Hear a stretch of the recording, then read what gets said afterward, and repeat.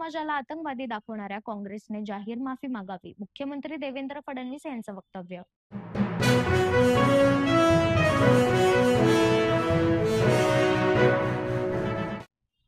नेटफ्लिक्सने Marathi content creators व मनोरंजन उद्योगांसोबत भागीदारी करावे, सांस्कृतिक कार्यमंत्री ॲडव्होकेट आशिष शेलार यांचे आवाहन.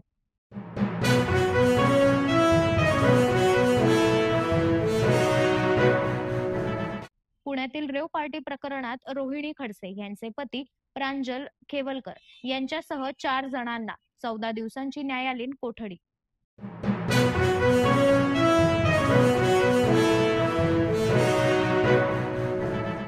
काँग्रेसला धक्का. काँग्रेसचे नेते कैलास गोरंट्याल यांचा आज मुंबईत भाजपात पक्षप्रवेश.